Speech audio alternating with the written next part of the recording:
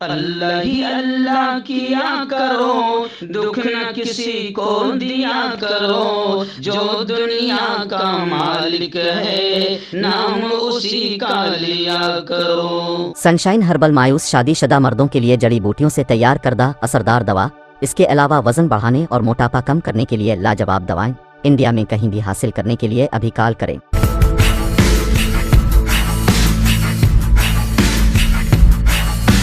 السلام علیکم ورحمۃ اللہ وبرکاتہ۔ ناظرین، استقبال ہے، سواگت ہے آپ کا viral news live studio Jalgaon Maharashtra India میں۔ میں آپ کا میزبان مفتی محمد ہارون ندوی۔ آئیے انٹرنیشنل ٹاپ 5 نیوز، دنیا کی 5 بڑی خاص اہم خبروں پر نظر ڈالتے ہیں۔ جی ہاں ناظرین، سب سے پہلے میں اپیل کروں گا جو ساتھی نئے ہیں اور ابھی تک اس بے باک سچے چینل سے جڑے نہیں ہیں، اگر آپ چاہتے ہو کہ آپ کو ملک بھارت کی اور پوری دنیا کی صحیح اور سچی خبریں دیکھنے اور سننے کو ملے تو پھر آپ اس چینل سے جڑ جائیے، سبسکرائب کر لیجئے ہمارے اس چینل کو، بیل آئیکن گھنٹی کے بٹن کو بھی دبا دیجئے تاکہ ہماری ہر ویڈیو ہر خبر آپ کو آپ کے موبائل پر مل سکے۔ اور ہاں ناظرین، ہم ہر روز ایک اپیل کرتے ہیں کہ پلیز، ایک پرائیویٹ چینل ہے اور چینل چلانے کے لیے پوری ایک ٹیم کام کرتی ہے، بڑا روپیہ پیسہ خرچ ہوتا ہے۔ اگر آپ چاہتے ہو کہ ایسے چینل جو ظلم کے اور ظالموں کے خلاف بے باک انداز میں بول رہے ہیں، اگر آپ چاہتے ہو کہ ایسے چینل مضبوط ہوں، باقی رہے، آگے بڑھیں، ترقی کریں، تو پلیز آپ چینل کی فائنینشیل ہیلپ، مالی تعاون، مالی مدد ضرور کریں۔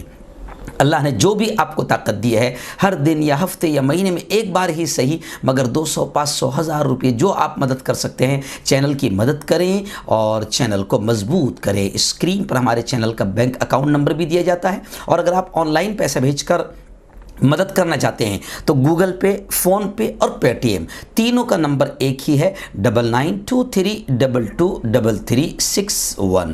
آئیے ناظرین، اس وقت میں پھر آج صبح ہی 7 بجے مجھے نکلنا ہے اورنگ آباد مہاراشٹر، اورنگ آباد کے تحصیل پھلمبری کے قریب کھامگاؤں پھاٹا ہے، وہاں پر میرے ہاتھوں سے بیٹیوں اور بیٹیوں کا ایک ادارہ حضرت عائشہ للبنات کے نام سے اور بیٹوں کا ایک ادارہ حضرت خالد بن ولید کے نام سے، ایسے 2 اداروں کی آج میرے ہاتھ سے سنگ بنیاد رکھی جائے گی، نیو رکھی جائے گی۔ دعا کریں کہ اللہ تعالیٰ سفر کو آسان کرے۔ اس لیے میں باقاعدہ خبریں بولنے کے لیے فجر سے پہلے رات تقریباً 4 بجے رات سے اٹھ کر یہاں تک آ چکا ہوں اسٹوڈیو میں، تاکہ آپ کو آج کی خبریں مل جائیں اور پھر میں سفر پر روانہ ہو جاؤں۔ میرے لیے آپ دعا کریں کہ بس اللہ ہی جانتا ہے کیسے یہ سارے کام اللہ کرواتا ہے، بس اللہ ہی جانتا ہے۔ دعا کریں کہ اللہ مجھے خوب طاقت بھی دے اور اللہ حفاظت بھی کرے۔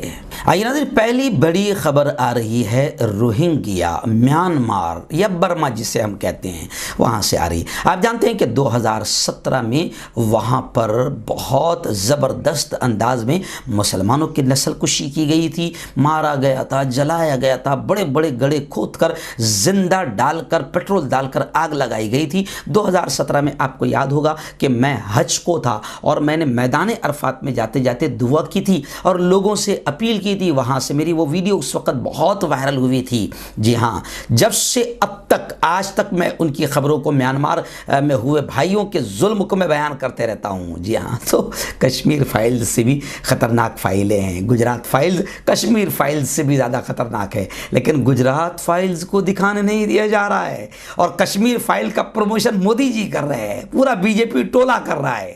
تو سچ، آدھا سچ کیوں لا رہے سامنے بھائی؟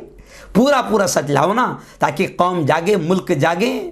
تو اب ایسے ہی میں آپ کو بتاؤں کہ روہنگیا میں بہت نیچ اور گھٹیا حرکت ہوئی تھی اور مسلمانوں پر مظالم ہوئے تھے اور مسلمانوں کی نسل کشی کی گئی تھی، لیکن اب خبر آ رہی ہے کہ اب امریکہ نے بھی مان لیا کہ ہاں، روہنگیا مسلمانوں پر مظالم ہوئے ہیں اور ان کی نسل کشی ہوئی ہے۔ واشنگٹن کے ہولوکاسٹ میوزیم کے دورے کے دوران اپنے خطاب میں باضابطہ طور پر امریکی عہدیدار نے کہا کہ امریکی وزیر خارجہ اپنے دورے کے دوران باضابطہ طور پر اس کا اعلان کریں گے۔ ایک امریکی عہدیدار نے اتوار کو بتایا کہ امریکہ نے میانمار میں فوج کی جانب سے روہنگیا مائنورٹی کے خلاف تشدد کو نسل کشی اور انسانیت کے خلاف جرائم کے مترادف قرار دینے کا فیصلہ کیا ہے۔ سال 2017 سے اب تک بدھ مت کے پیروکاروں کی اکثریت والے ملک میانمار سے لاکھوں روہنگیا مسلمان فوجی کریک ڈاؤن کے بعد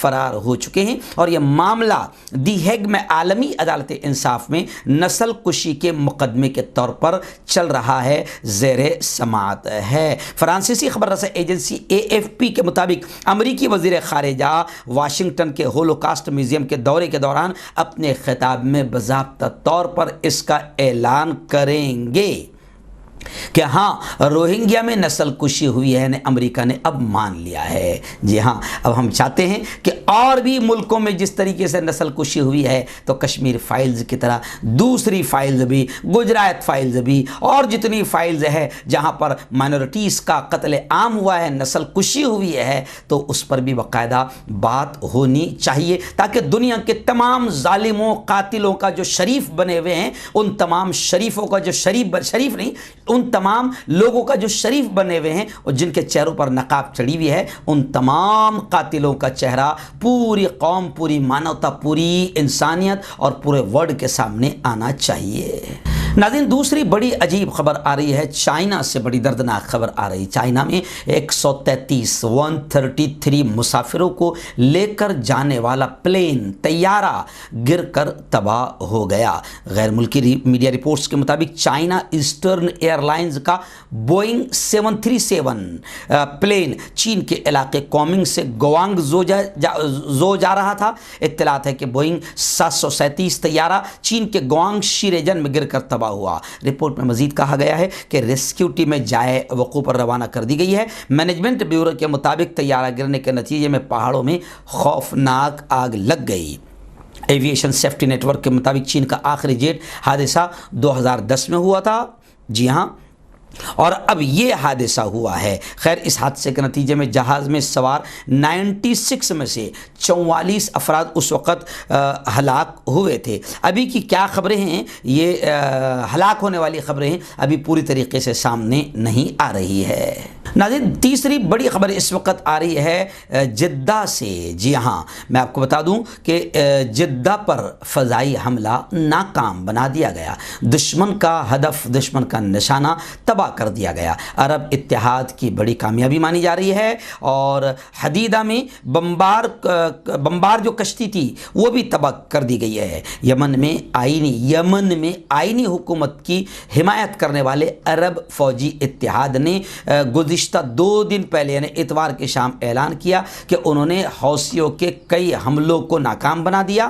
جدہ کی فضائی حدود میں دشمن کے ہدف کو روکنے اور اسے تباہ کرنے کے لیے ایک ویڈیو نشر کی گئی تھی۔ اس سے پہلے اتحاد نے اعلان کیا کہ جدہ میں آرامکو کے پیٹرولیم مصنوعات کے ڈسٹریبیوشن اسٹیشن کو نشانہ بناتے ہوئے دشمنانہ حملے کیے گئے تھے۔ اتحاد کا کہنا ہے کہ ایک حملے کے نتیجے میں تیل کے ایک ٹینک میں آگ لگ گئی، تاہم اس پر بھی قابو پا لیا گیا۔ اس حملے میں کسی قسم کا جانی نقصان نہیں ہوا۔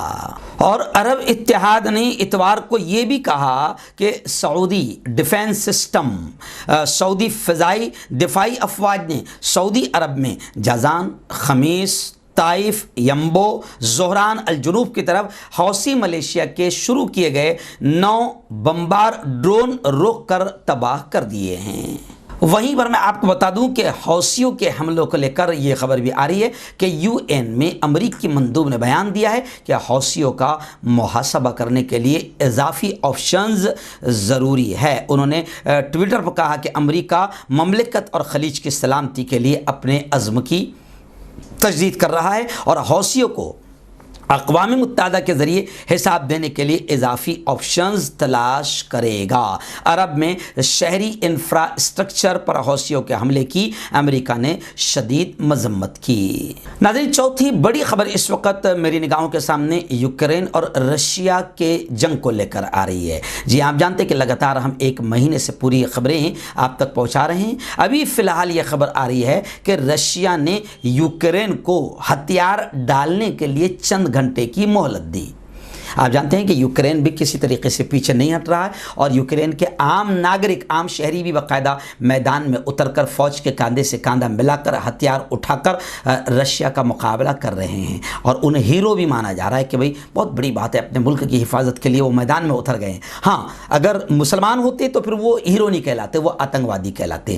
تو یہ تو ہمارا انٹرنیشنل میڈیا کا بھی حرامی پن کہیں گے، دوگلا پن کہیں گے، جو بھی کہیں گے کہ اگر دوسرے اپنے ملک کی حفاظت کے لیے لڑے تو وہ ہیرو ہو جاتے ہیں۔ تو خیر، آئیے، اس وقت خبر آ رہی ہے کہ یوکرین کو رشیا نے ہتھیار ڈالنے کے لیے چند گھنٹے کی مہلت دی ہے، ورنہ یہ کہا ہے کہ ماریوپول، رشیا نے کہا کہ ماریوپول جو علاقہ ہے پورا وہ ہمارے حوالے کر دیں یا تو پھر تباہی کا سامنا کرے، لیکن پھر بھی خبریں آ رہی ہے کہ یوکرین نے اس دھمکی کو نہیں مانا، مسترد کر دیا، اور یوکرین نے اس بات کا گویا کہ اعلان کر دیا کہ ہتھیار ڈالنا ممکن نہیں۔ یوکرین نے اس بارے میں روسی فریق کو آگاہ کر دیا ہے۔ روس کے national centre for defence management کے ڈائریکٹر نے یوکرینی قوم پرستوں کا حوالہ دیتے ہوئے وزارت دفاع کی طرف سے تقسیم کی گئی بریفنگ میں کہا کہ اپنے ہتھیار نیچے رکھو۔ انہوں نے مزید کہا کہ ایک ہولناک انسانی تباہی رونما ہو رہی ہے،